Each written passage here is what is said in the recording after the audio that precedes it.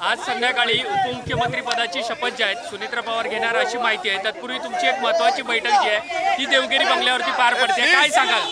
शांतता। राष्ट्रवादी काँग्रेस पक्षाच्या प्रमुख नेत्यांची बैठक त्या ठिकाणी पार पडली। 2 वाजता विधिमंडळ राष्ट्रवादी काँग्रेस पक्षाची बैठक होईल। त्यामध्ये जी औपचारिकता आहे ती त्या ठिकाणी पार पाडली जाईल।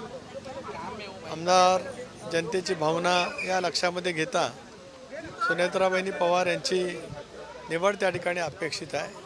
ते झाल्याच्या नंतर विधिमंडळ राष्ट्रवादी काँग्रेस पक्षाचं एक जे अधिकृत पत्र आहे प्रतिष्ठाध्यक्ष म्हणून ते देण्यासाठी आम्ही सर्व वरिष्ठ सहकारी माननीय मुख्यमंत्री महोदयांची भेट घेऊ आणि मग त्यानंतर बाकीचं मुख्यमंत्री महोदय त्या संदर्भातला निर्णय त्या ठिकाणी घेतील।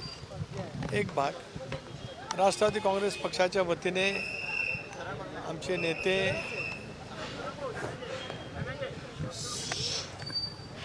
आदरणीय अजितदादा आमच्यात नाही, हे दुःख आम्ही पचवू शकत नाही।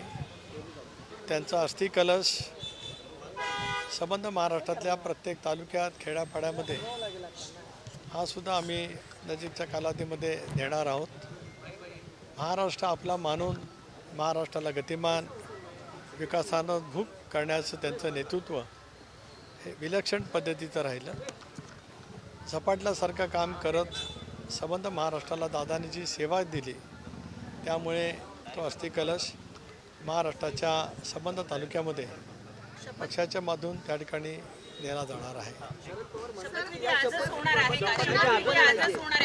एक भाग असा आहे की मी आज एक व्हिडिओ पाहिला, त्या व्हिडिओमध्ये जे बैठक दाखवलेली आहे त्यानंतर आपल्याला सर्वांनाच विदित असेल की ज्यावेळेला कृषी प्रदर्शन बारामती येथे त्या ठिकाणी झालं त्याच वेळेला ती चहापानासाठी बैठक झाली आणि त्यानंतर दस्तूरखुद्द आदरणीय अजितदादाने एक पत्रकार परिषद घेतली होती आणि त्या पत्रकार परिषदेमध्ये स्थानिक स्वराज्य संस्थांच्या निवडणुका ज्या आता होत आहेत त्या संदर्भामध्ये चर्चा झाली अशी स्पष्टपणाचा खुलासा किंवा माहिती पत्रकारांशी संवाद करत असतानाच आदरणीय अजितदादांनी त्या ठिकाणी केलेली होती। हे आपल्याला सर्वांनाच ते विदित त्या ठिकाणी आहे।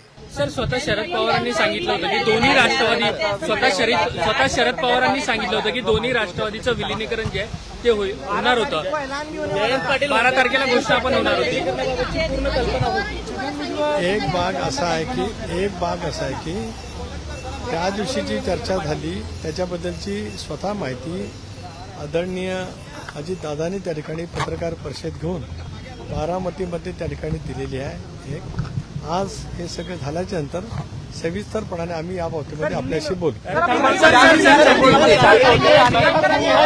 पण ज्या पद्धतीने सगळ्या घडामोडी घडतात आहे त्यामध्ये तुम्ही प्रामुख्याने सुनील तटकरे आणि प्रफुल्ल पटेल यांच्यावर देखील टीका होताना पाहायला मिळते। राष्ट्रवादी काँग्रेस पक्ष, राष्ट्रवादी काँग्रेस पक्षाचा परिवार, राष्ट्रवादी काँग्रेस पक्षाचे आमदार जनभावना लक्षामध्ये घेत आम्ही हा सामुदायिकरित्या निर्णय त्या ठिकाणी घेतलेला आहे। धन्यवाद।